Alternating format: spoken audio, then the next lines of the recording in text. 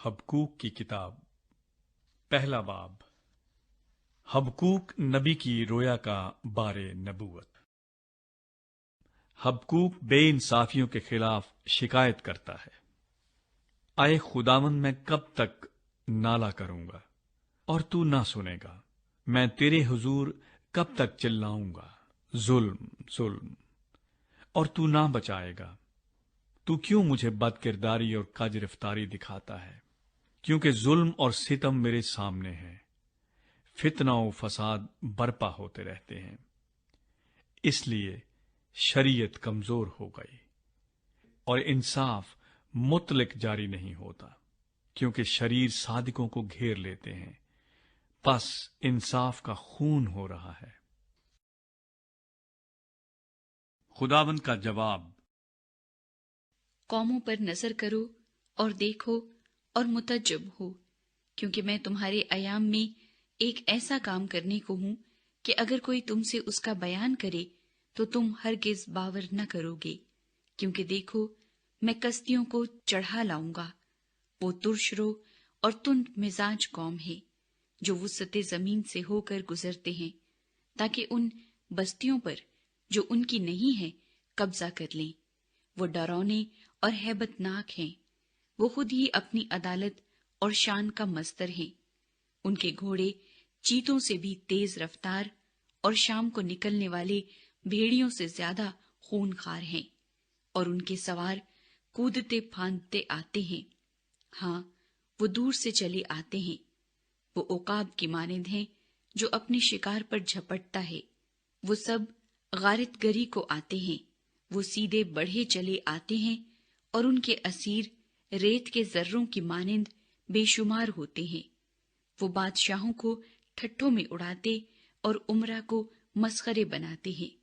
وہ کلوں کو حقیر جانتے ہیں، کیونکہ وہ مٹی سے دمدمے باندھ کر ان کو فتح کر لیتے ہیں۔ تب وہ گرد باد کی طرح گزرتے اور خطا کر کے گنہگار ہوتے ہیں، کیونکہ ان کا زور ہی ان کا خدا ہے۔ حبقوق خداوند سے دوبارہ شکایت کرتا ہے۔ اے خداوند میرے خدا، اے میرے قدوس، کیا تو ازل سے نہیں ہے؟ ہم نہیں مریں گے۔ اے خداوند، تو نے ان کو عدالت کے لیے ٹھہرایا ہے، اور اے چٹان، تو نے ان کو تادیب کے لیے مقرر کیا ہے۔ تیری آنکھیں ایسی پاک ہیں کہ تو بدی کو دیکھ نہیں سکتا اور کج رفتاری پر نگاہ نہیں کر سکتا۔ پھر تو دغابازوں پر کیوں نظر کرتا ہے؟ اور جب شریر اپنے سے زیادہ صادق کو نگل جاتا ہے، تب تو کیوں خاموش رہتا ہے؟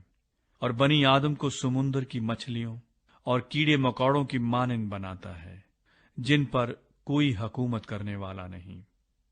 وہ ان سب کو شست سے اٹھا لیتے ہیں اور اپنے جال میں پھنساتے ہیں اور مہا جال میں جمع کرتے ہیں، اس لیے وہ شادمان اور خوش وقت ہیں۔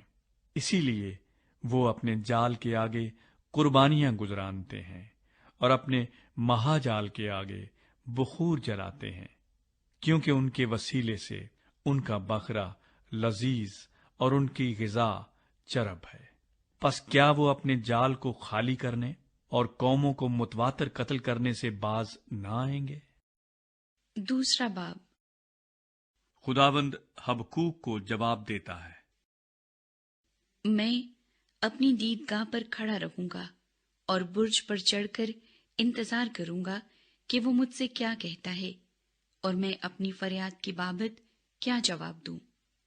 تب خداوند نے مجھے جواب دیا اور فرمایا کہ رویا کو تختیوں پر ایسی صفائی سے لکھ کہ لوگ دوڑتے ہوئے بھی پڑھ سکیں، کیونکہ یہ رویا ایک مقررہ وقت کے لیے ہے۔ یہ جلد وقوع میں آئے گی اور خطا نہ کرے گی، اگرچہ اس میں دیر ہو تو بھی اس کا منتظر رہ، کیونکہ یہ یقیناً وقوع میں آئے گی، تاخیر نہ کرے گی۔ دیکھ، متکبر آدمی کا دل راست نہیں ہے، لیکن صادق اپنے ایمان سے زندہ رہے گا۔ ناراستوں کے خلاف فتویٰ۔ بے شک متکبر آدمی مے کی مانند دغاباز ہے، وہ اپنے گھر میں نہیں رہتا، وہ پاتال کی مانند اپنی ہوس بڑھاتا ہے، وہ موت کی مانند ہے، کبھی آسودہ نہیں ہوتا، بلکہ سب قوموں کو اپنے پاس جمع کرتا ہے اور سب امتوں کو اپنے نزدیک فراہم کرتا ہے۔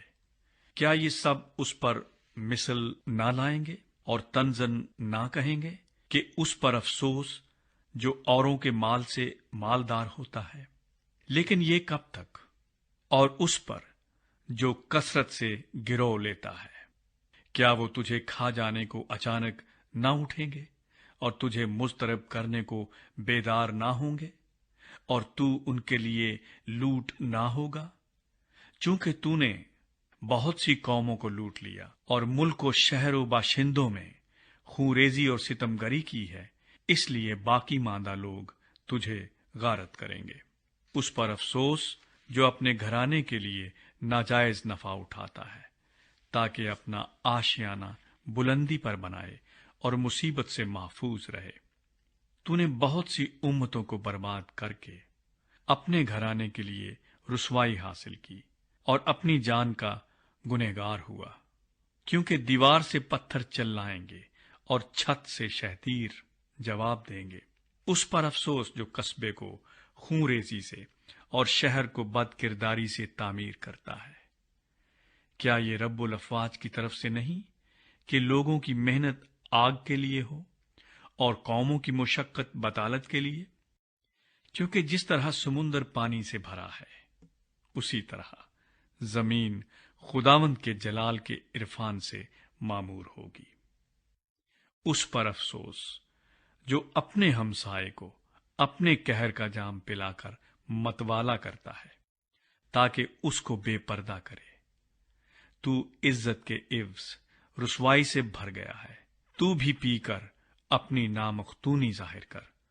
خداوند کے دہنے ہاتھ کا پیالہ اپنے دور میں تجھ تک پہنچے گا اور رسوائی تیری شوکت کو ڈھانپ لے گی، چونکہ تو نے ملک و شہروں باشندوں میں خونریزی اور ستمگری کی ہے۔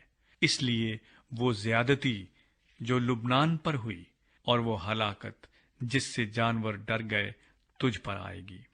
کھودی ہوئی مورت سے کیا حاصل کہ اس کے بنانے والے نے اسے کھود کر بنایا؟ ڈھالی ہوئی مورت اور جھوٹ سکھانے والے سے کیا فائدہ کہ اس کا بنانے والا اس پر بھروسہ رکھتا اور گونگے بتوں کو بناتا ہے؟ اس پر افسوس جو لکڑی سے کہتا ہے جاگ، اور بے زبان پتھر سے کہ اٹھ، کیا وہ تعلیم دے سکتا ہے؟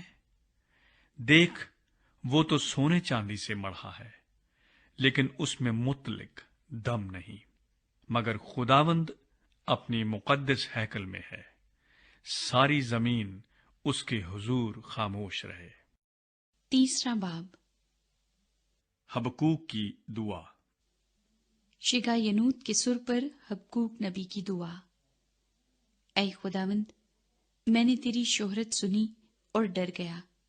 اے خداوند، اسی زمانے میں اپنے کام کو بحال کر، اسی زمانے میں اس کو ظاہر کر۔ قہر کے وقت رحم کو یاد فرما۔ خدا تیمان سے آیا اور قدوس کوہ فاران سے۔ صلا۔ اس کا جلال آسمان پر چھا گیا اور زمین اس کی حمد سے معمور ہو گئی۔ اس کی جگمگاہٹ نور کی مانند تھی، اس کے ہاتھ سے کرنیں نکلتی تھی اور اس میں اس کی قدرت نہا تھی۔ وبا اس کے آگے آگے چلتی تھی اور آتشی تیر اس کے قدموں سے نکلتے تھے۔ وہ کھڑا ہوا اور زمین تھرا گئی۔ اس نے نگاہ کی اور قومیں پراگندہ ہو گئی۔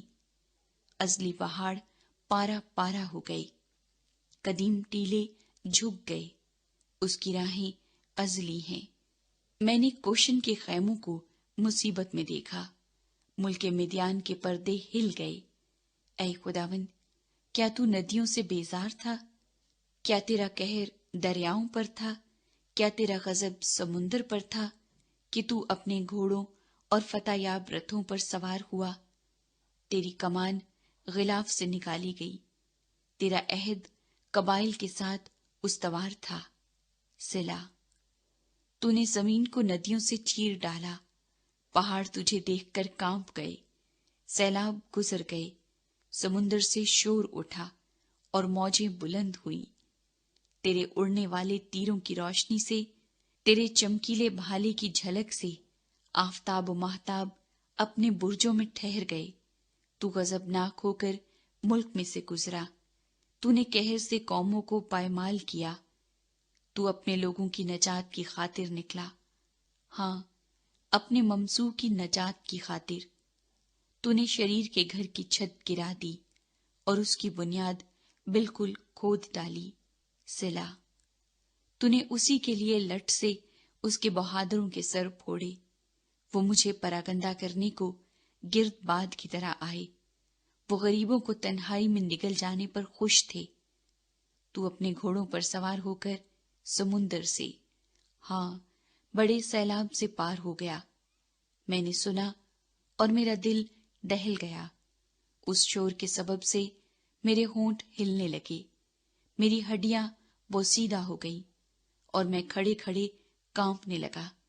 لیکن میں صبر سے ان کے برے دن کا منتظر ہوں جو اکٹھے ہو کر ہم پر حملہ کرتے ہیں۔ اگرچہ انجیر کا درخت نہ پھولے اور تاک میں پھل نہ لگے اور زیتون کا حاصل ضائع ہو جائے اور کھیتوں میں کچھ پیداوار نہ ہو اور بھیڑ خانے سے بھیڑیں جاتی رہیں اور طویلوں میں مویشی نہ ہوں، تو بھی میں خداوند سے خوش رہوں گا اور اپنی نجات بخش خدا سے خوش وقت ہوں گا۔ خداوند خدا میری توانائی ہے، وہ میرے پاؤں ہرنی کے سے بنا دیتا ہے اور مجھے میری اونچی جگہوں میں چلاتا ہے۔